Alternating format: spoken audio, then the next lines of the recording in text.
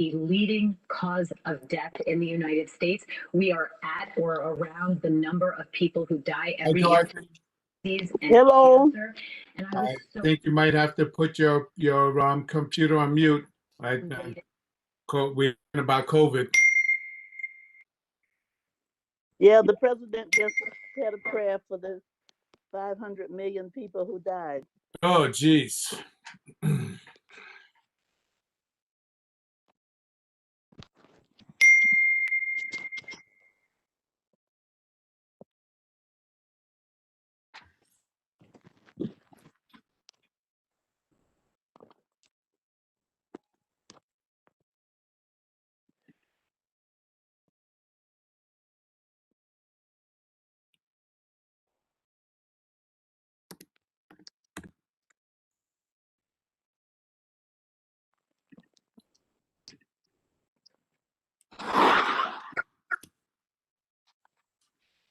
Robert, how you doing? I'm well, Mr. Thurton. How are you? I'm doing very good. Sorry, I've been missing. I'm back in action. Beautiful. It's great having you back.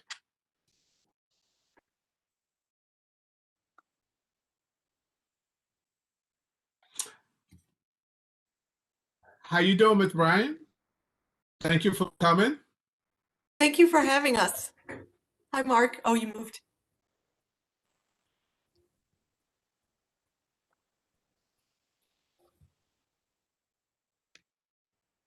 Officer Gene Barnett. Good day. How you doing? How's it going, Mark? How's everything today? Doing very good. Excellent. How's everybody else doing? Good. Glad to hear that.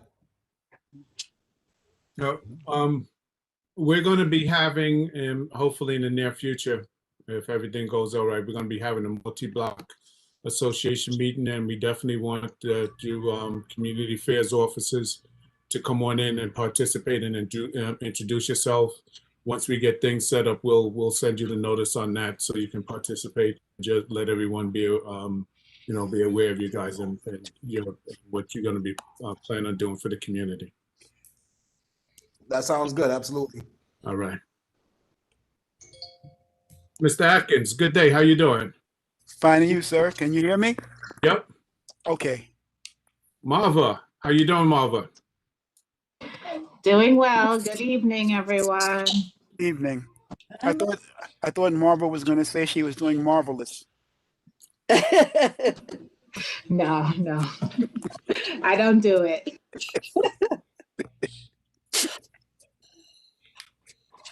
Good day, Shirley. Where is she? There she is.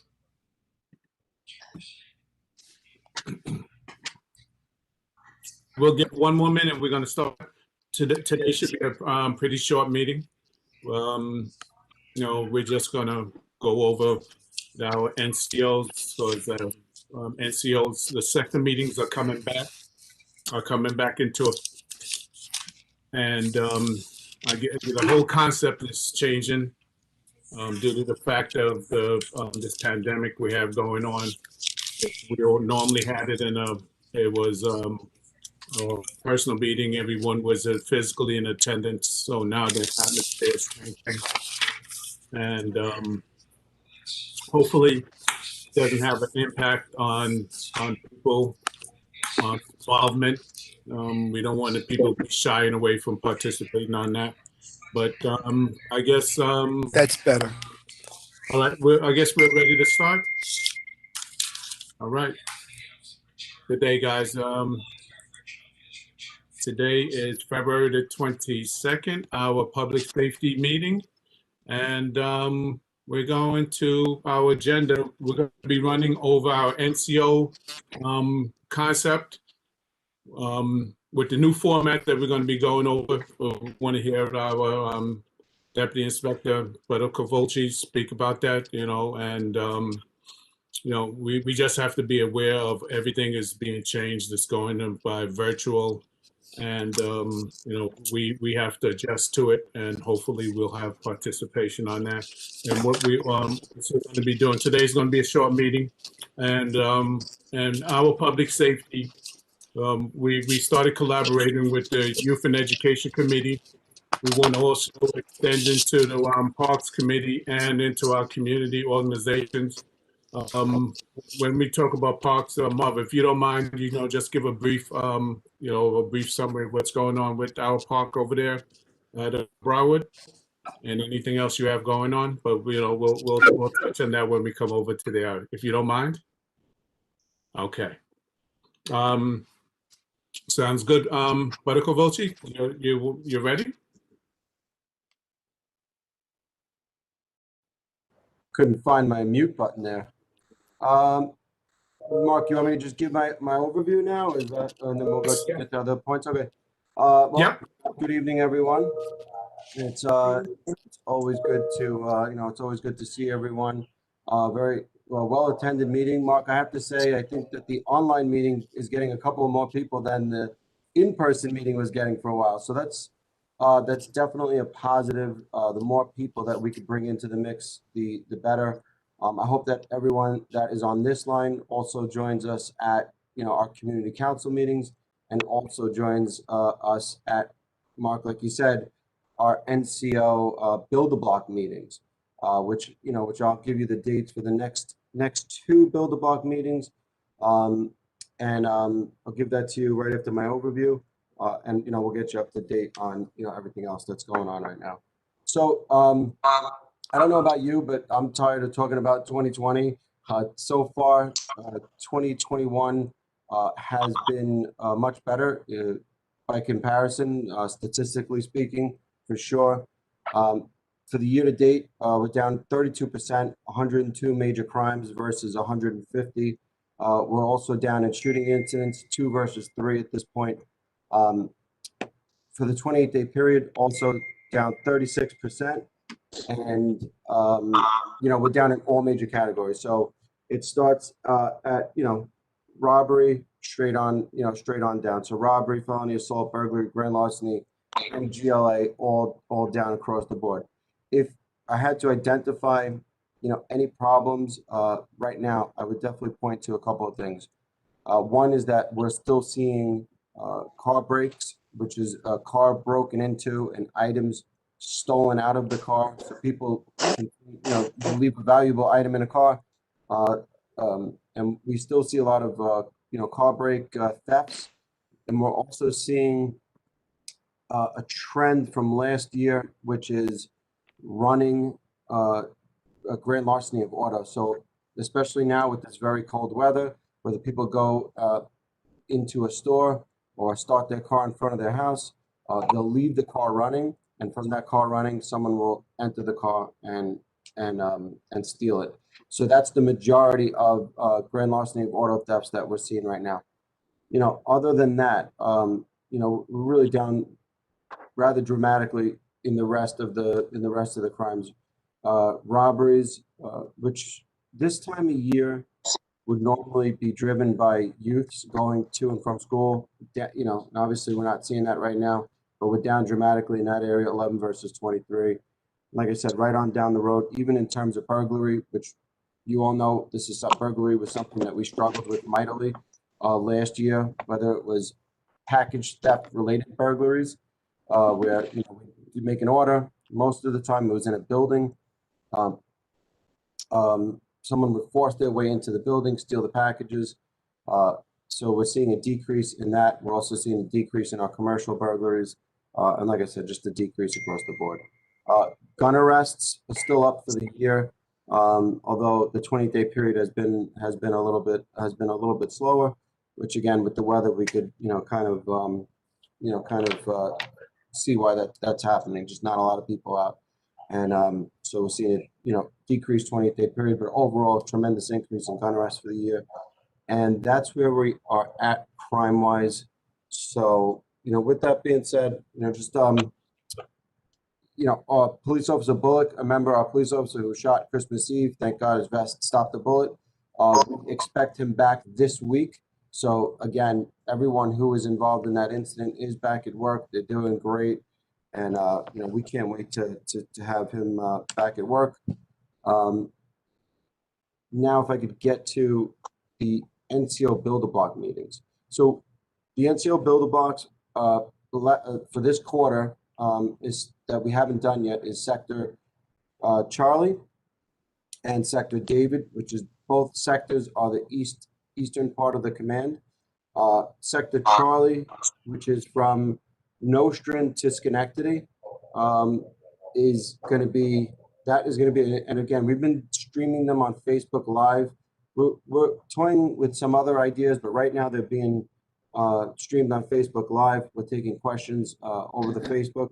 So that is going to be February 24th, so 2 days until your Sector Charlie meeting. Sector David, which is basically Schenectady to Ralph, is scheduled for March 24th. If you follow us on social media, we always post when those meetings are taking place. As of right now, so Sector Adam and Boy, their meetings have passed already. For this year, they were both on January 24th, and then Sector Boy was earlier in February. So those meetings are both passed. They haven't scheduled their second quarter Build-A-Block meetings yet. And again, I think second quarter, we're going to start doing some other stuff. We're going to start maybe broadcasting on Zoom as well as Facebook. So it's going to be a little more interactive. Again, technology, we keep getting better at it. And we're going to do it a little bit differently moving forward. But right now, Facebook Live is the way to go, is the way we're going. But like I said, second quarter will be a little different. With that being said, if anyone has any questions right now, I'll definitely be happy to answer any questions. Okay. I'm going to open it to the public. I just have one question on that. With the Facebook, how did you find the turnout with those first meetings for Apple and Boy? So, you know what we're seeing is generally the same people that participate in person participate online. You know, we're getting very similar numbers on the computer as we do in person. So they average anywhere from 20 to 25 people per meeting, and that's what we're getting. We're really seeing the same, very similar numbers. Mm-hmm. You know, my only concern is because when we had the meetings, because I participated in almost all the sector meetings. I noticed what was good about it is that you have at times people were able to speak on their concerns because the participants were like-minded, and also if they spoke about their concerns, you know, the officers is able to take them to the side and have a one-to-one discussion on that. Once it's open to the public, I guess we just want to make sure that we still have the participation and people feel comfortable to speak about their concerns due to the fact that this is now open up to everyone to participate and to view from almost anywhere in the world. So, you know, that's something that we'll have to, you know, consider and see how it goes as time goes on. Yeah, Mark, I agree with you 100%. I think, you know, I've always done at community meetings, and I think the people that participate in the meetings, we generally all have a connection. We know each other. So when I take questions, I usually ask for someone to state their name, you know, say where they're from, and I think we can pretty much, you know, tell who's in our group and, you know, who's not. And like you know, the other thing about technology that we're getting better at is moderating what's going on. So who has control of the meeting, that they're watching what's going on, that they have control over the meeting so that they have the ability to mute, they have the ability to stop, you know, something that's going on. And we look, you know, not just the NYPD, but I think just in general, you know, we learned some lessons from watching, you know, people conduct meetings. So we're getting very good at that also. And, you know, we're doing the best we can to police our meetings, make sure that it's actually people from the community, you know, who are participating. And, you know, and we've been very lucky so far. We haven't had anyone really trying to, you know, disrupt or infiltrate or post any material that's inappropriate or anything like that. Okay, very good. We have questions? Well, I have a concern about Facebook. I used to have a Facebook account, but it got hacked and I haven't been able to get back on, which means I don't have access to the meeting anymore. I don't have a Facebook account. So, we had that question raised on the last meeting.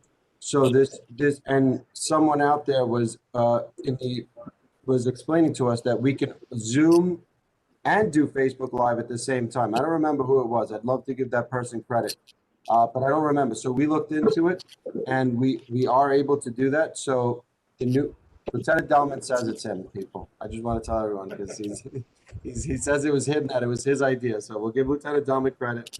It was his idea that, and he did tell us that you can Zoom and do Facebook Live at the same time. The department, the NYPD, recently got a few Zoom licenses where we can broadcast the Zoom meetings. Up until that point, a lot of people were doing it on their personal accounts and things of that nature. So we are going to Zoom and Facebook Live. You'll be able to do that on the next meeting.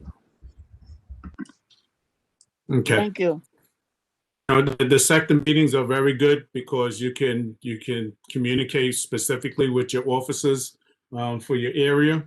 What I'll also do, I'll shoot out the map of the sectors, and it identifies each of the dividers so everyone can see which sector that they're in.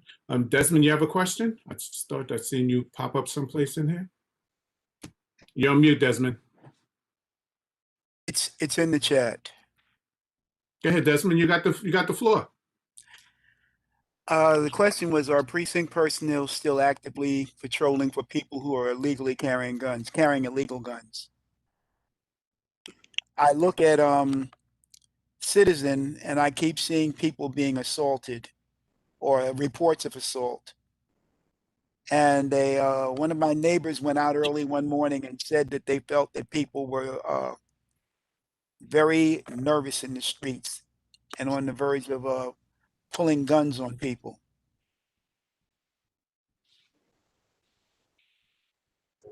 Mr. Atkins, let me, unless you want to add a second part to that before I answer the first part of your question. No. You go right ahead, sir. All right. So the first part was, are we still actively looking for illegal guns? And that our number one mission is always, for me, is always to decrease violence. And that's always what, what we're out there doing. And I can also say that, for the March 5th will be 3 years that I've been here. For those 3 years, we have had record gun arrests for the last 3 years. We're always doing that. Year to date, we're up 26 gun arrests versus 17. Over the last 3 years, over 100 physical guns, not even just 100 physical guns every year for the last 3 years. We've, the men and women who do patrol in the 7-7 are absolutely amazing at doing it, and they've done a great job. Just again, we look at things, statistically here. When you look at the CompStat sheet, we are down in felony assaults for the year, 34%. Misdemeanor assaults are down 41%.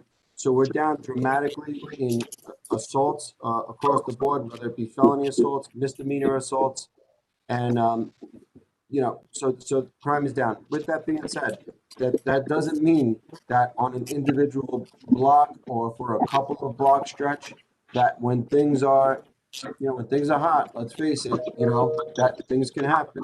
So I have no doubt that the vibe that people are getting on the street is real, and I'm sure whoever reported that back to you is probably right. But with that being said, statistically right now we're down. I have no doubt in what you're saying though, because we know, personal beefs, whatever it is, things can definitely get going, and we know that works. So. Well, the person was out early in the morning, so I would say from just after sun up till about 8:30 in the morning, there appears to be an incidence of that. If you look at Citizen, I keep seeing things where people are reporting basically being on their way, going to work, or in some manner or fashion, being out early in the morning. Can I tell you, you know, me personally, when I work early mornings, and I do quite often when we have certain operations going on, there are certain blocks where I get very uncomfortable feelings as well. And, you know, but like I said, we're out there, we have an not anti-crime, we have a public safety team that does overnights specifically for that.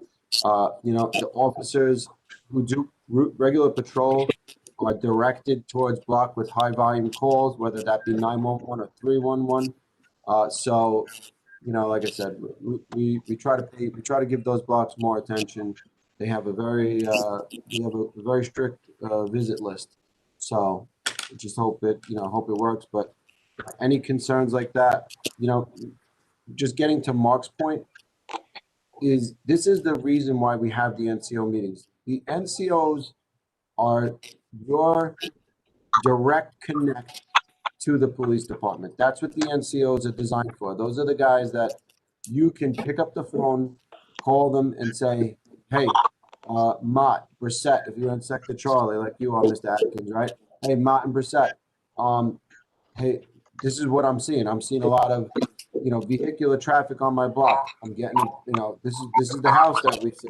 This is what we think is happening. Maybe narcotics are getting delivered or whatever the case may be. Whatever people do at, you know, from 5 o'clock to 7 o'clock, which, you know, we know that they try to fly under the radar. You know, whatever it is, that's what your NCO meetings are for, so that you can explain to them the traffic condition, what's going on at 5 o'clock in the morning on the block. Those are the guys you pick up, call, email. And you guys know you can always do that with community affairs. You can always do that with me. But the NCOs are your direct connect. That's why it's worth it for everyone to attend those meetings, get to know those police officers, and those are your guys, you know. In addition to the NCOs, you know, you have the steady sectors. So there's another layer. You have NCOs always assigned to your sector, but on top of that, on every tour, right, we have the same police officers deployed every day onto the same blocks. So once you meet your NCOs, now you can say, hey, who covers on the 3 to 11 shift? Who covers on the day tour shift? Now, after you get past the first layer, then you get to the second layer of steady police officers. So there's a lot of levels and a lot of people that the community, has direct contact with if you take advantage. I saw a comment in the box. So it says, I've tried contacting my NCO with no luck. You will have to tell me just where you live, and I'll identify your NCOs. There's a way you can identify your NCOs specifically, because a lot of people maybe you have the wrong one. But I always forget this website. I'll check right now. It's Build a Block.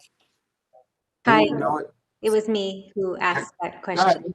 Hi, I'm Sonali. I just moved here actually a few months ago, so I'm new to the neighborhood. I live on 741 Eastern Parkway. So it's Eastern Parkway between Kingston and Brooklyn.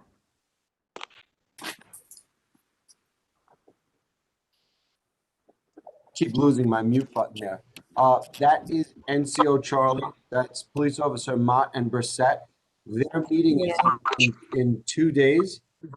Mhm. So if you had emailed either one of those police officers and they didn't email you back, you know, you can, or they didn't contact you back, if you go on them, you know, you can attend their meeting virtually, obviously, and you could say, hey guys, you know, reach out to you, but I'll tell them anyway, but you can also attend their meeting, and look, they are very attentive to their emails. It is surprising to me to hear that they didn't. I don't know when the email was sent out. I don't know how long, but with that being said, it would be surprising to me, you know, that they didn't get back. But it could definitely happen. So, you know, that meeting is in 2 days. 7:41 Eastern, though. Yeah. is a location that I've seen a lot of one complaints about recently. So I'm sure that they'll have answers as well. You know, to Yeah, any questions you may have.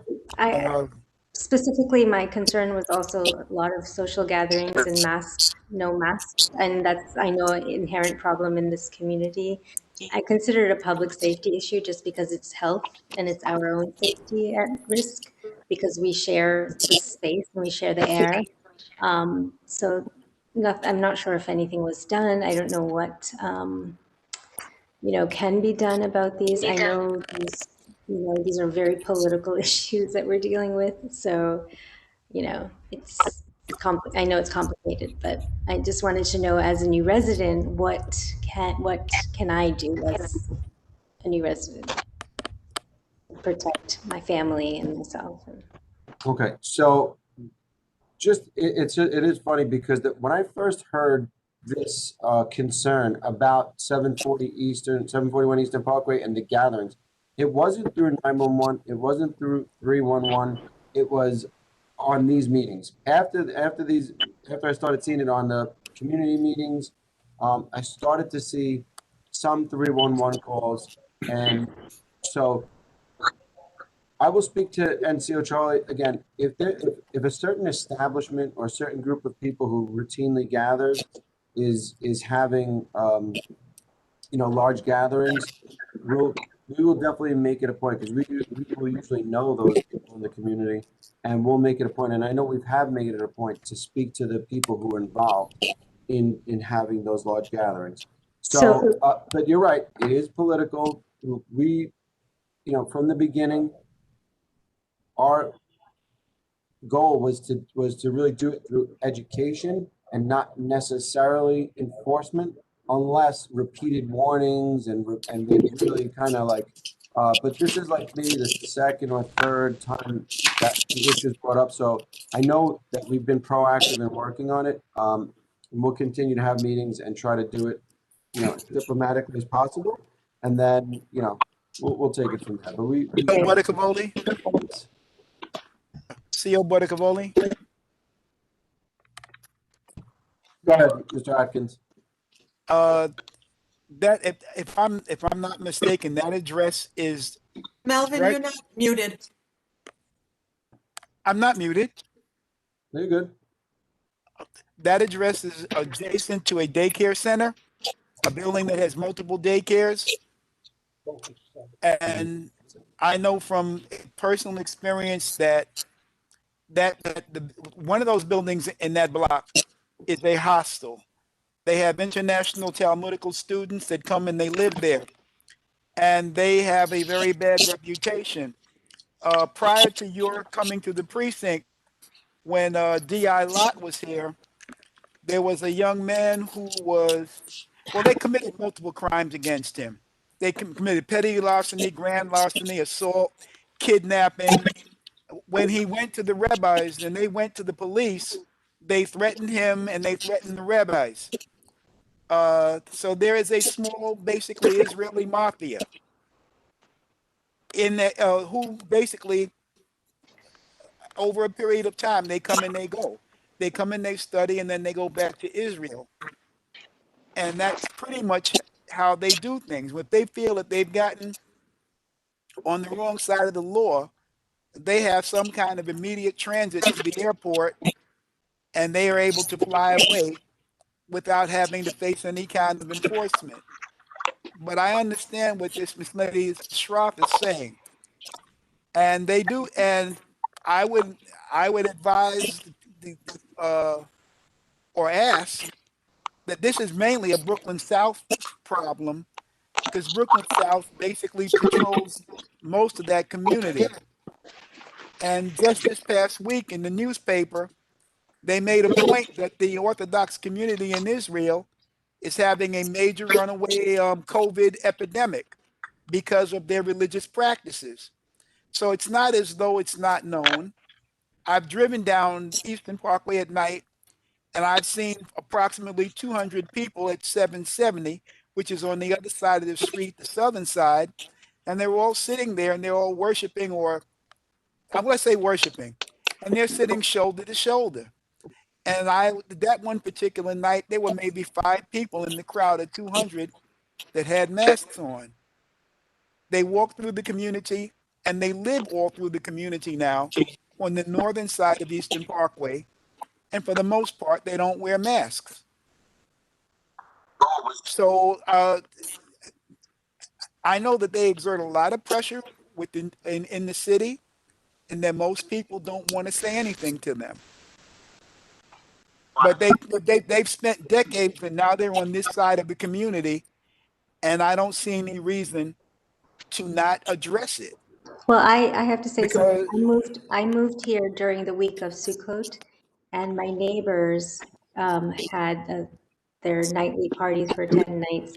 I think in attendance every night, maskless, there must have been at least 200 people each night and without masks in a small area, inside and outside their house. I mean, we go on till 4:30 in the morning with loud drinking and underage drinking and partying and all that. And, you know, it wasn't something that I expected in a residence, you know, maybe in a community center, but this building is actually a residence and it is being used as a community center. So, you know, that was a little shocking when I moved here because my husband and I invested in this place. We moved here thinking this would be our home, and we did do the research in the community, but it was never divulged that this building was in fact being used as a community center, which, you know, when you think about safety, you think about public safety, you don't think about people coming in and out of your neighborhood all day long. So it was a little jarring, I have to say. So. Okay, thank you for that. Esther, you have a question? I have two. First, is this sessions being recorded and posted online afterwards? Yes, it is.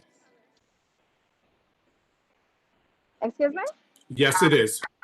Okay, thanks. And secondly, you spoke about the vandalism of vehicles. I wanted to know the procedure because last year, twice within 3 months, my vehicle was vandalized and nothing came of it. A police report was made, and I did not hear back anything about what was going on. So I wanted to know the procedure because at this point, I am scared to even park on the street, which, as you know, this neighborhood is street parking. So what should I do?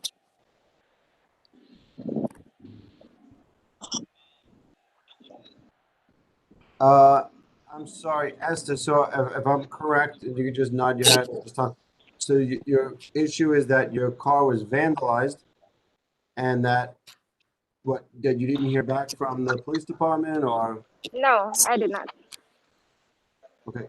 So I don't know your specific case. Obviously, you know, just hearing it, I don't know your specific case. But you know, I can tell you that, you know, what we would normally do is, you know, we would first, obviously the officers would respond.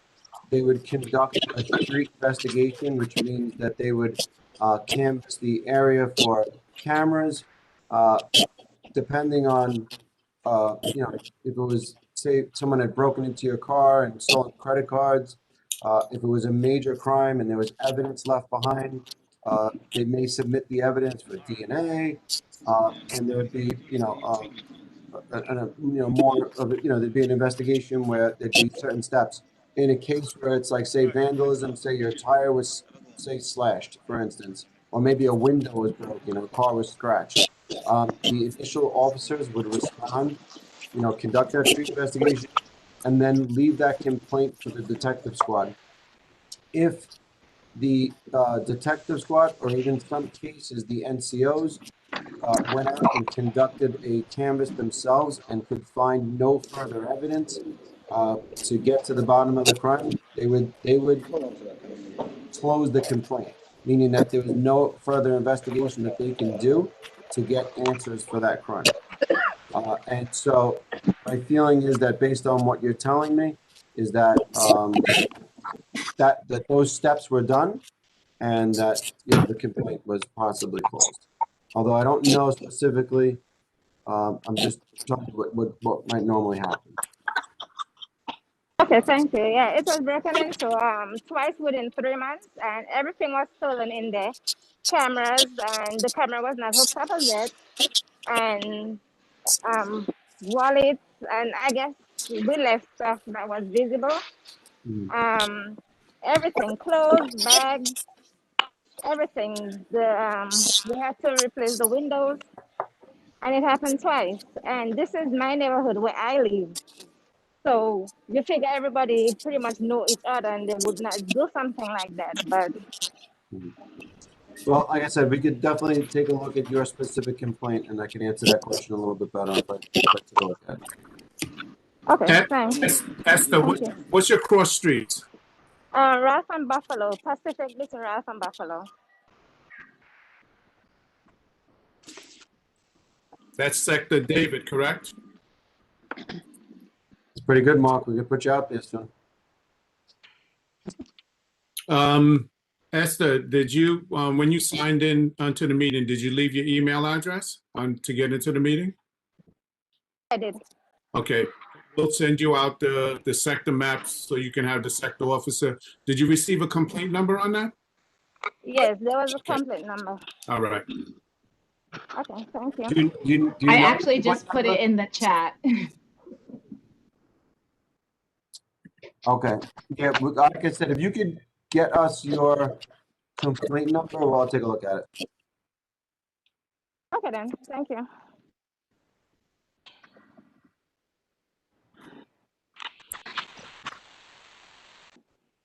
Thank you, Marva. Sorry. Okay. Marva, I know you was looking through these things. There's some other questions in here, Marva? Yeah, I was going through the chat. There looks like there's a follow-up about gang graffiti on Atlantic Avenue between Brooklyn and Kingston. And Ms. Gibbs responded that the city is aware of the graffiti, but due to budgeting constraints, the graffiti-free New York City program has been suspended. There's also a comment about U-Haul trucks being parked. I believe that's the same area, Atlantic Avenue, is the concern about the U-Haul trucks. It's more than that. Can I speak? This is Melvin Hyatt. Sure. Yeah. I'm Melvin Hyatt. I live actually on Atlantic Avenue, city, and across the street, there is actually a garage over there, and they have actually taken over our neighborhood, even on Pacific Street, Kingston Avenue, St. Andrew's Place. They've just put their U-Haul trucks overnight, never placed them in the garage like supposed to as commercial vehicles. And also they have overrun the whole neighborhood with all of these cars. They have no license plates on them, no type of information on it. They just park them. They don't even move them during the no standing times or the no parking time. They just leave them there. The whole neighborhood is cluttered up with broken down U-Haul trucks that are sitting on the street corners all the time. And I use 311 app. I report it consistently, but it seems like it doesn't do anything. So just this is a great thing to talk about your NCOs with. Our NCOs have done a number of tow-ups, and we've been we've actually towed a number of vehicles off the street. It is a big community issue, and it is hard to keep up with on our side. But if you give like community affairs officers this specific area that you're talking about, whether it's a one block stretch where these unlicensed cars are, we'll schedule a tow up for that area and we'll try to clean it up. In terms of the U-Haul trucks, right? You're talking, is that the one on, tell me which U-Haul you're on Pacific Street? Okay, John, this is on Atlantic Avenue between Kingston and Brooklyn, and St. Andrew's Place is right here too. It's the whole area right next to St. Andrew's Park on Atlantic Avenue. You can't miss it. I'm gonna have to take a look at exactly which one. I want to make sure. Is it on the north side of Atlantic, or is it on the south side of Atlantic? South North side. side. It's on our side? Yeah, it's Okay. on both sides that they're doing the parking. Right now, they even have cars that are sitting between the tracks. All right, I'll go take a look. We do have a number of U-Haul, you know, I guess whatever it is, the U-Haul shops or whatever. We do have a number of them, but I'll be honest, I didn't take notice of yours, the one that you're speaking about specifically. I'm gonna go out on patrol in a little while. I'll take a look. Yeah, I'll take a look tonight. And I'll send the NCOs in to speak to the owners, and we'll see what kind of progress we can make there. To do just make sure the traffic agents coming through during the no standing times at 7 a.m. and on the south side, 4 p.m. to 7 p.m. If they come through and write tickets on them, they move them, but then they move them back if they as soon as you stop. Okay, I'll definitely take a look. And like I said, just give me the specific. Is it Atlantic Avenue also? Would you tell me about the abandoned cars? Yeah, just right over here by 1401 Atlantic Avenue. You'll see the park right there, all around the park, all on the north side, all on the south side, both sides of the street. Yeah. You see these issues with these vehicles and with these U-Haul trucks. They're all the same garage. Yeah, St. Andrews is the 7-9 side, and Yes. we're the opposite side. But I'll still reach out to the 7-9 NCOs, and we can coordinate as well in that. So we'll take a look. Okay. Thank you So much. Thank you for that information. That's Sector Charlie, right? Or is that Sector Boy? That's Sector Charlie. Charlie. Okay. Can I just make a quick point?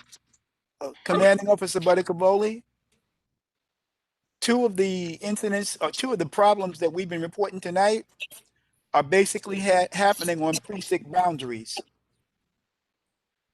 And I think the people that do this are pretty aware that they're doing stuff on precinct boundaries, and they're basically looking at, well, one person is saying, well, it's not, you know, it's questionable who's going to take care of it. Don't worry about it.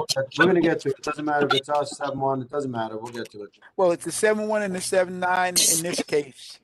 I get it, but you know what? I can coordinate with them very easily. So Thank you, sir. It's no problem. The issues are noted. We'll get to it. Tamika, you had a question? I have a question or a comment. I'm sorry, I had to find the remote, the unmute button.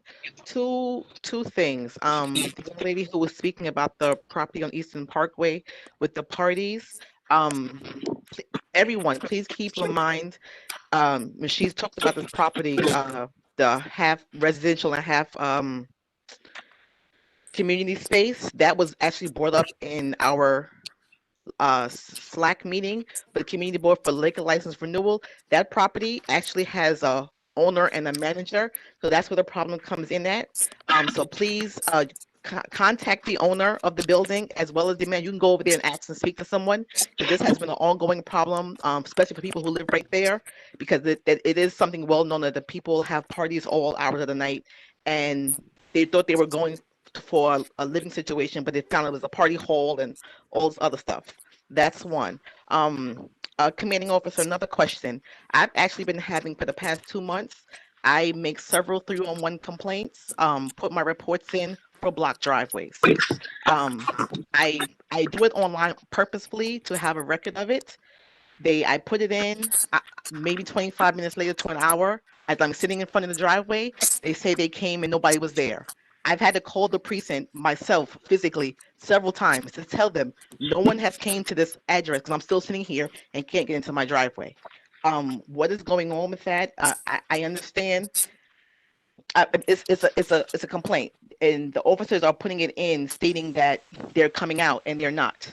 I've had 4 times the officer called me back, and I told them I was still sitting there and said, okay, we're coming now. But they had already put it in the system as if they arrived and the complaint wasn't found, as if there was a car had moved. So why are the officers from the 77 precinct responding to 3-on-1 complaints as if they're being completed, but they never physically show up? Well, first of all, the block driveway issue is one that I see very, very common. It's happening all over the place. What's your address that you're coming into? 527 St. Mark's. I call at least once a week Between myself and my husband and my brother, we call at least myself once a week, them probably twice a week. A total of about 4 times a week. We send pictures of the car, the pictures of the plates. We're literally sitting in front of the double parked because we still can't get in the driveway, and an email will come through saying, "Oh, your campaign has been closed." Okay. So I have a quality control measure for a complaint like that. So all of the cards are outfitted with I could track all of their movements at all times. So I'll take a look at your specific address and see if I can basically see if they're saying that they're responding and they're not. I'll be able to see it on a computer. So I will conduct an investigation and we'll see if anyone is not being upfront about their, about them going to jobs. But just, so everyone on the call knows, if that I can track everything that they do. If they are, say that they're not going to, if they say they went to a job that they didn't go to, the officers would face disciplinary action. So they could lose vacation days. They can, they could be punished for that. So it really wouldn't be wise for them to say that they did something that they didn't do. So I know your specific complaint, and I will take a look at it. No problem. Thank you so very much. Okay. That was it. Lisa?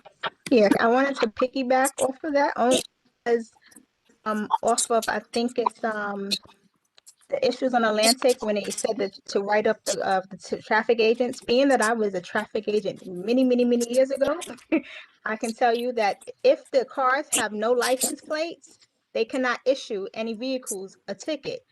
They used to be able to write by VIN numbers, but because of the PTDs, the scanners they call them, they cannot write it by the VIN numbers. So if there is no license plates, those cars will not be written. For block driveways, if y'all have the numbers for the traffic commands for Brooklyn North and Brooklyn South, sometimes they will have someone issue a ticket for you if you call the commands directly too. If the precincts are not doing it, the command sometimes, if you call their home command, they will come out to the driveway. But those have to be by a demand. If you request it, they call their base, they will send someone out there if they're in that area. But if you don't call them, they won't come. So you one complaint, yeah, it will go to the precinct, but it won't go to the traffic command. So if you call directly to the traffic commands, they will actually come out and write those tickets. Okay. No problem. Thank you for the information. I actually call the 311 the complaint to actually get a physical record, as well as once the car is ticketed, I can have the car towed. But my car is to get in the car ticketed. But that's what I'm saying. If you call the command, sometimes they will send out the tow trucks as well, so it can be all done at one time. Ticket, they tow it and move it out the way. So sometimes I understand. Like I'm just saying, it's something that also help because that's what they are for too. They don't just write you for not paying your meter. They write other kinds of tickets. So if you call the commands, they will send someone out there. And that's just from me from back in 2006. I worked there and I worked inside. So I do know the background of that. Thank you, Lisa. Trying to be helpful. Thank you so much. Julia, you got something you needed to speak on something, Julia? Yes, for the last couple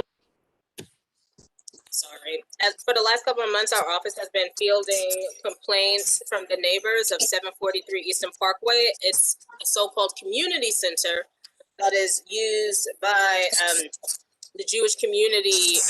What the precinct has told us in recent days, recent weeks, is for religious services. However, the nearby neighbors have stated multiple times and repeatedly that the engagements at this center at 743 Eastern Parkway move well beyond religious services and is a place for parties, other unsanctioned gatherings. There's little to no social distancing, no masks. When neighbors have knocked on the door to ask them kindly to please just turn the music down a little bit since there's no soundproofing in the building. Some have said that they have felt intimidated and threatened by the individuals that utilize the center. I'm running out of things to tell the neighbors. I'm running out of things to do to assuage the anxiety and sometimes borderline rage of neighbors that feel as though the NYPD, the mayor's office, and other city agencies are turning a blind eye to certain communities in the district while hammering down heavily on others. And at this point, I really just need something to tell people.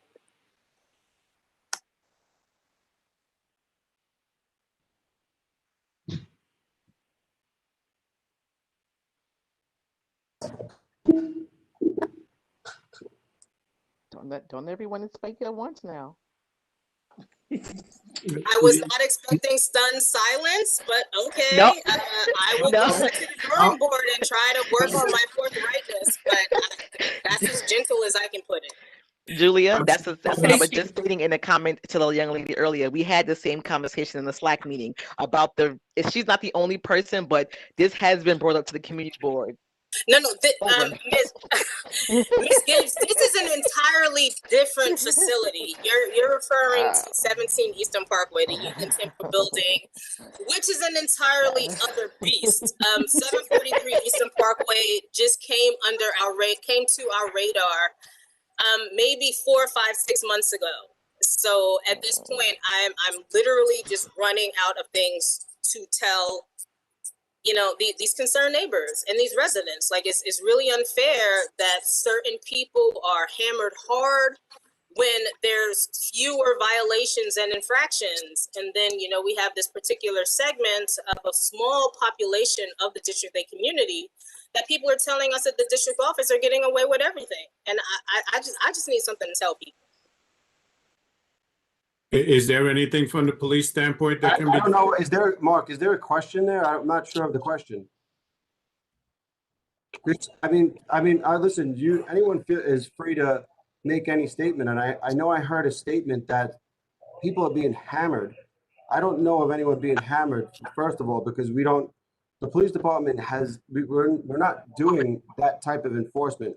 In fact, if we do have to do that type of enforcement, we've been collaborating with the sheriff depending on the circumstances. But as far as I know, I don't know if anyone was being hammered. Commanding Officer Buddy Cavoli? Commanding Officer Buddy Cavoli, Mark? Yes, Desmond. I just want to make a point that so when Jesse Hamilton was the district leader and then the state senator, he had an incident back with the meeting hall that's situated between Brooklyn and New York Avenues, where the people on Lincoln Place were finding liquor bottles, beer bottles in their backyards. The people who were also living in a hostile type arrangement in that hall would be drinking, and they would throw their bottles. They would discard their liquor bottles as trash in people's yard. I've seen a much more militant atmosphere on Albany Avenue and Prospect by new members of that community who are property owners. They walk with an air, or they move with an air of militants, and they basically have had impunity all through Brooklyn, Borough Park, Williamsburg, and now Crown Heights. They are moving northward. They no longer, the Eastern Parkway and the Brooklyn North and South dividing line no longer curtail them. When they don't speak in Yiddish, if you go to crownheights.info, you may find where they're talking about some of the things that are occurring in the community. I used to do that years ago, and I found that whenever I did make a comment, they would not post my comment immediately, though that every once in a while they will comment on people in our community and particular blocks at particular times. But as far as that's why I brought up the fact that there has to be a handshake, and it has to basically become something where it's more or less brought to the attention and people are willing to enforce it. There are 2 sets of rules for that community and for everyone else. And as I've said before, if they commit a felony, a lot of them will flee the nation. They will go back to Israel immediately. a few years ago, and it was a case that basically came. There was a fellow in Williamsburg who was blinded by the Shamrim, and the last person of the four who were questioned, the case was thrown out. Two of the other people fled the country to Israel. The one other person in the case was thrown out. So now, if you're finding aggressive behavior, this has just been building up as they've been moving and into areas within Community Board 8, the 77th precinct. And if you feel it's been going on and you're seeing it, it's not going to lessen. So I'm telling you that I reported something of this nature to Commanding Officer Lott in the past, and I gave the wrong address by one house number, and I was told that nobody found anything. But I can tell you that for me, walking in my community, I've basically been pushed off the sidewalk by people at different times. Whether I'm walking by myself or whether I was walking with my grandson, who at the time was 3 years old, 4 years old, 5 years old. How threatening is a Black man with a little child? I'm telling you, this is occurring. Did we lose Thank you. Officer Batakavoli? His camera's off. Did we lose him? You didn't lose me. I didn't want to drink water on camera. Is there anything that could be done with the precinct and the sheriff's office in reference to this concern that we have going on? What concern, Mark? Which one specifically? Because I'm losing it a little. I'm not sure which one. At the 748 Eastern Parkway, because it seems like, it's a building up affair, because really it's from the beginning. 743. But because from the beginning of the pandemic, there's been concerns about the Eastern Parkway area. That was from March going into April, when everything was locked down, and there was always a concern with that area. But I mean, with that specific address, is there anything that can be done in reference to that? Mark, I'll confer with the sheriff's office. As everyone on the call knows, again, I've said this many times, we do the education part of it. We are not out there issuing summonses. We're not out there arresting people. We're not out there hammering people, as I heard before. Right now, we're doing the education part of it. If anyone can point to any other statistics that show me otherwise, I'd be glad to look at it, but we are not doing that enforcement. We will confer with the sheriff's office in regards to 743. But I really feel that we should, I've heard the complaint, and I think we should move on right now. Okay, sounds good. Marva, anything else? You had something, Marva? Oh, yes. I participated in the St. Mark's Block Association meeting. I'm the current president of the Friends of Brower Park. And so we do outreach to surrounding block associations. And so there was a concern from a community member that I wanted to mention, because I did refer the community member to our community affairs officers, in that they live in single family residence, and they feel as though people have been entering their backyards and prowling around, if for lack of a better word. They're seeing footprints in the snow, no indication that anyone attempted to enter the homes, but as single women, elderly women, they were concerned that, maybe someone was casing the house to see when they would not be home or something like that. And so the question is, what do they do in that situation? And I did refer to community affairs officers, but I know on that area of St. Mark's, we've had a conversation in these meetings about getting more lights put in that skate park area behind on St. Mark's Avenue on the other side of Brower Park, but also, maybe increasing patrol so that, people are saying that if someone's in their backyard, the police are aware and at least making contact in that area.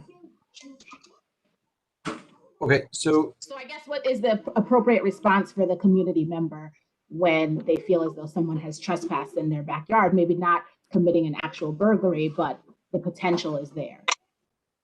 If just so everybody knows, first of all, if you think someone's in your backyard, or has been in your backyard trespassing, I would recommend that you call 911 and have a police officer respond and conduct an investigation, right away. If anyone has like a specific something that happened to them specifically, like say, like you're telling me right now on this call that, maybe there was reports of trespassing on St. Mark's Park. I would like to know that before our call so I could look and see if there's previous reports there so I could answer your question better. Off the top of my head, I don't know of any trespass complaints on that block. Off the top of my head. Right. They were saying that they didn't know what to do, or because it wasn't an actual crime. Yeah. Oh, listen, someone walking through your backyard, just to make them feel better right off the bat, is we haven't had any of those residential burglaries that maybe they're thinking that would happen over there. We haven't had any in that area of like a private residence. So as of right now, and again, we know the history, residential burglaries, can be, problematic here. But recently and this year, that's not happening. But anytime you feel like you're the victim of a crime, call up and let us come and take a look and see if there's, that we could, see if we could put something together. If there's footprints in the backyard, maybe that person wasn't the victim of a burglary, but maybe a neighbor on the other side of the block was. So that's why we have to, we have to know about it. We have to investigate at the time it's happening. So that's my recommendation. Right. And I see Shirley, she was there as well. So maybe you have a follow-up comment. Shirley, we can't hear you. We can't hear you. And was pulled to the back of the house so someone could climb up.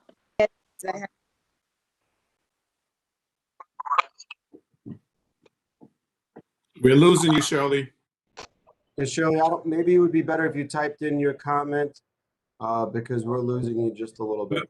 But in reference to something like, would it be better for them to contact their sector officer, or what would be the procedure it's not an immediate concern, but it is it's something that they're concerned with. It's not a direct safety issue, but who should they contact in reference to that? I mean 911.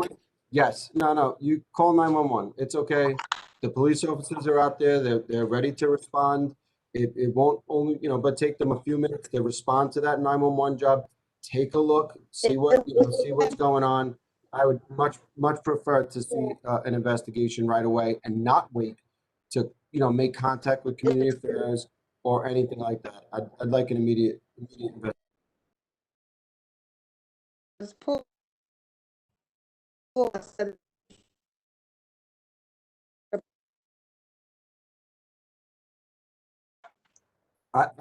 Shirley, I can't make out what you're saying, but once again, let me just reiterate that I would prefer in a case like this that the officers respond and conduct an immediate investigation.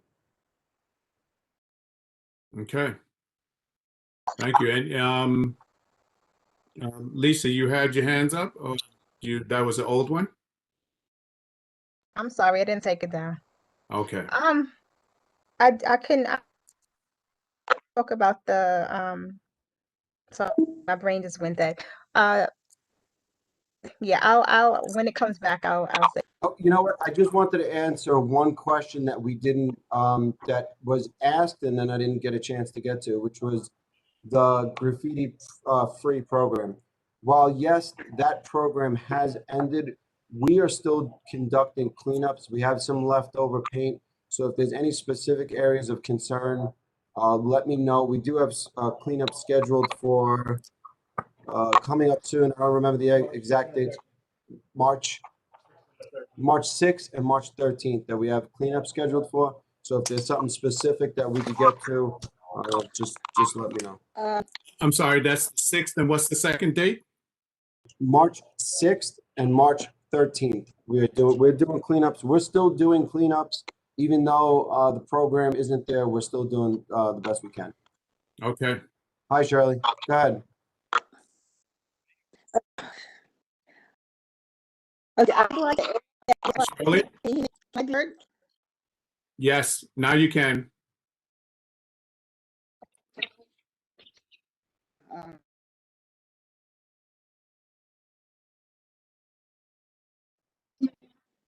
Can I be heard now? Yes, Shirley.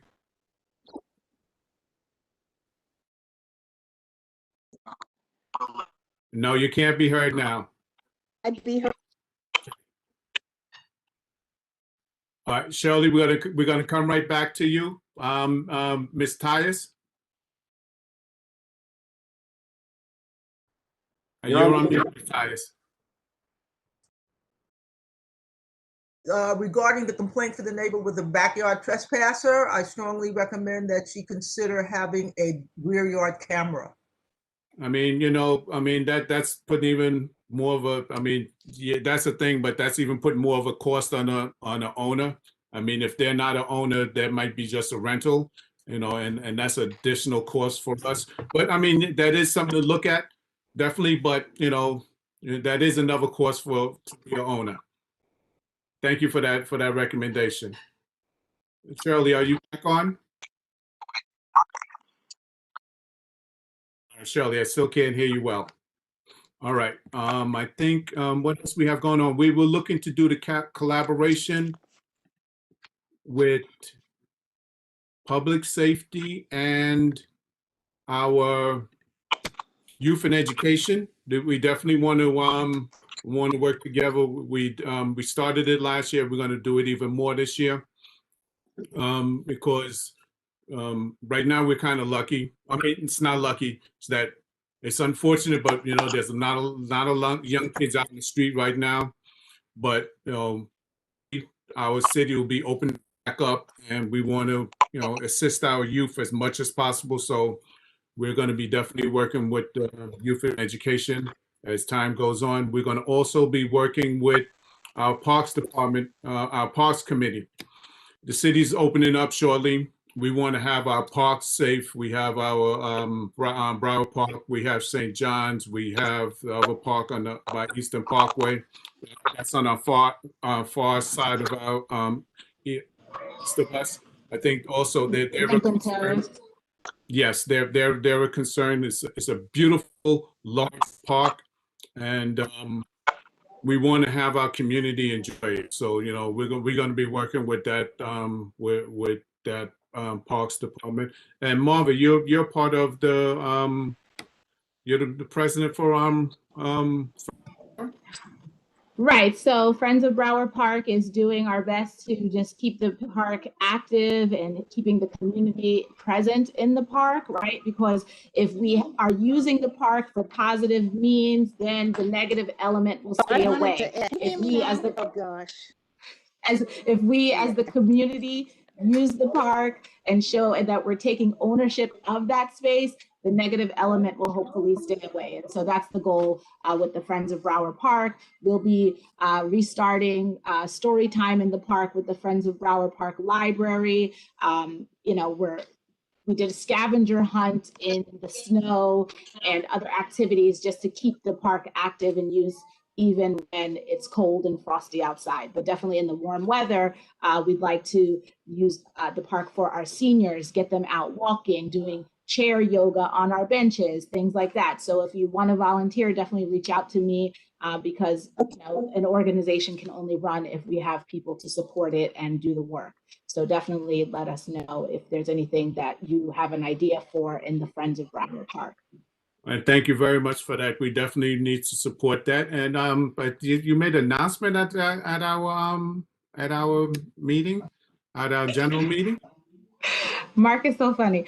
Thank you. I'm running for Kings County Civil Court Judge here in Municipal District 2. Our side of Crown Heights is in the catchment area, as well as part of Bed-Stuy, Clinton Hill, and Ocean Hill. So you'll see me out in the streets campaigning. The petitioning period starts March 2nd. I'll be collecting ink on paper signatures to get on the ballot. So if you see me out there and you live in the area, please sign a petition. Thank you. All right, all the best on that. And what we also and what we're also going to be doing is that we're going to be working with the community organizations. We're going to be working with them much more. I heard on the street that Crown Heights is trying to get a multi-block association going. So once they get that flowing, we'll definitely partner up with them for the public safety and for them to participate. Now, in reference to all of these organizations, it's not just it's not just these organizations coming to the public safety and complaining about things that they have going on.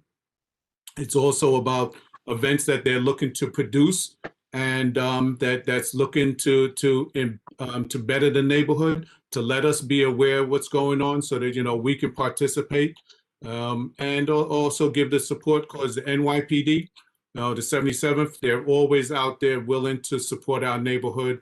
And whenever something's going on, they're always willing to come out. And we have our new community affairs officers, and they're more than willing to get involved with that. Am I right, guys? All right. Thank you. What we have? Anything else? Anything else? I remember what I wanted to say. All right, then. It's a follow-up to the last meeting about the community affairs officers coming out to the schools, being at the junior high schools will be opening this week. So I know that Theo, I don't want to pronounce your name wrong, so but Bali? Okay. So I know that you went to the school, but I kind of knew that you was going to speak, you wasn't going to speak to the principal for the middle school. You had a conversation with I think it was the janitor about you were probably speaking to the elementary school down there, and it is correct. I did speak to the principal, Principal Carr. There was no relationship the last 2 years with the community officers. So I just wanted to confirm that.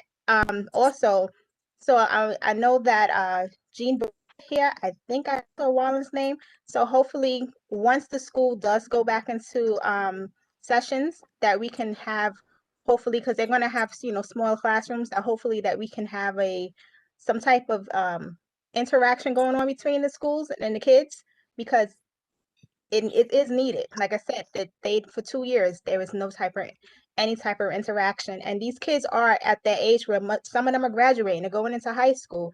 Then you have 6th and 7th graders. They should have some type of good influence from the officers. You don't always want them to have they're just going to kill us. And that's sad, is because I listen into the meetings and I hear sometimes when the kids are asked about it, especially for Black kids now, her classes. So this is something I just hopefully that I'll speak to them on my own, and the principal who hopefully will reach out to. So we'll speak to hopefully Jean Bart and Wallen at a later date. So just to respond a little bit to your comments, right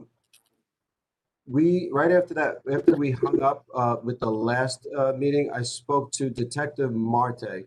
Detective Marte is our YCO, which is our Youth Coordination Officer. As you know, we have three assigned YCOs, and I just, like after the last meeting, I didn't leave a great, didn't leave with a great feeling. So I immediately reached out to Marte.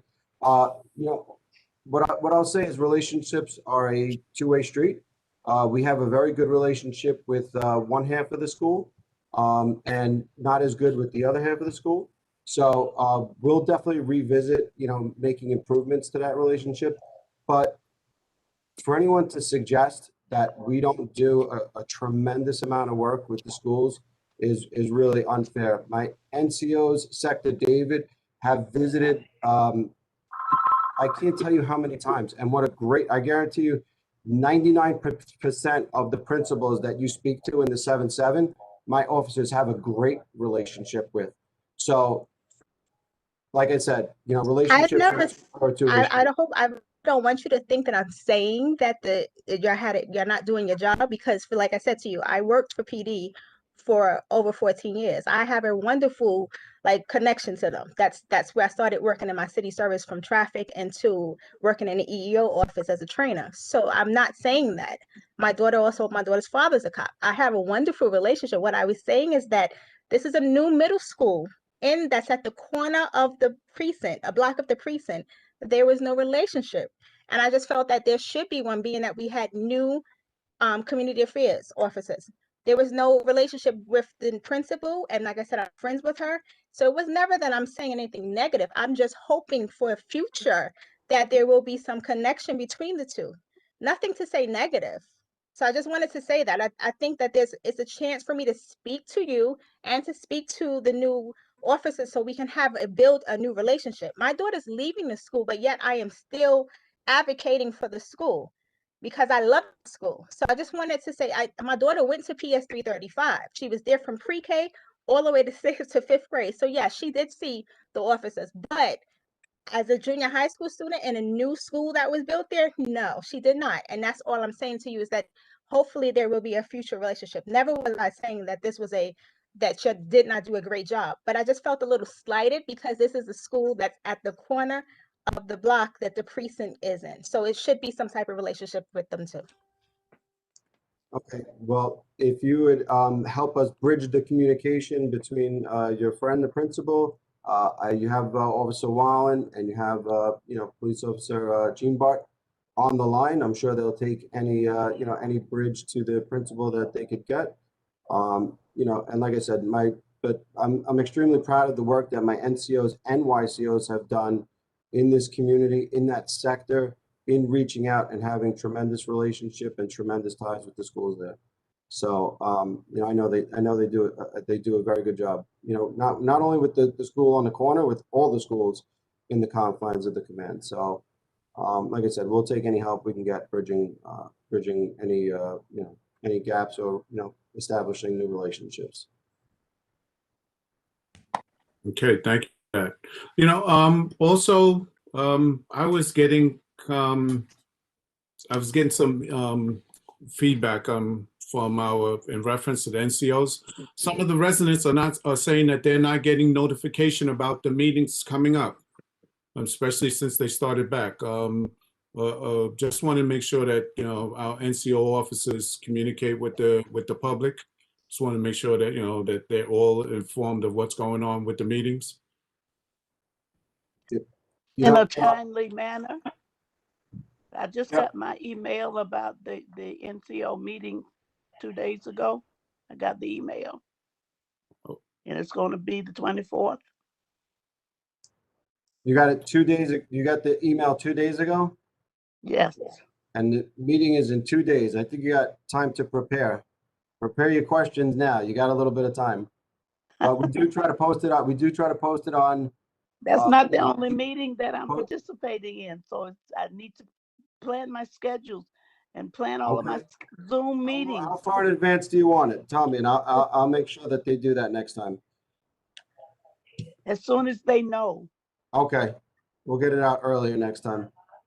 Okay. All right. Thank you for that. Thank you. Any other questions?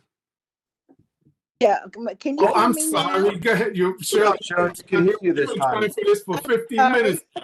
No, I just wanted to add on to my neighbors what had happened. They pulled a garbage can that was in the backyard, so that close to the house, in an attempt to climb up. There's a ledge there, and they wanted to climb up. For some reason, they didn't do it. But now she has lights in the back, so that should help as well. Again, Okay. I can't tell you enough. If there was any indication that someone was trying to prop themselves up to a window, I just want to know right away. But I appreciate the info. We should investigate that as soon as possible. So maybe there's cameras on the block, but that's something I'd like to investigate right away. Okay. Okay. Thank you. Anything else in the chat there, Marva? We're good? I think we're good. All right. Yeah. Any other questions, guys? Buttercovoli, thank you again for your time. No, thank you guys. as always, it's it's a pleasure to be here. It's a pleasure to serve. We are doing everything that we can on this end, and we will, we'll continue to do it. So just, thank you everyone for being involved. I always appreciate the questions, whether, whether it seems like it or not. I appreciate the questions. I like getting them. Like I said, feel free to take me to task as often as you can. So, thank you guys. Thank you for joining us. What question? What before we go with the NCO meetings, the sector meetings? Is the Zoom posted online, or how's the link posted? Is there a link, or is it only from Facebook for the 77?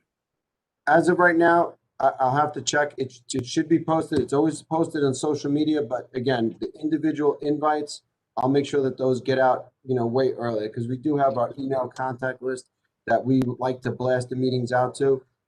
It's the NCOs doing it, but again, I can always give them direction, on, hey, I want it out 30 days prior or as soon as you schedule it. So, I'll take a look at exactly what, exactly when they're sending it out. Like I said, I don't want, as soon as they schedule them, we'll try to get the information out as often as possible. But, if people are not getting it, then maybe we got to take a look and improve our process a little bit. All right. All right. Thank you, everyone, again. Thank you. Have a good one. Good night. Good night. Okay. Goodbye. Good night. Night. Let me turn this off.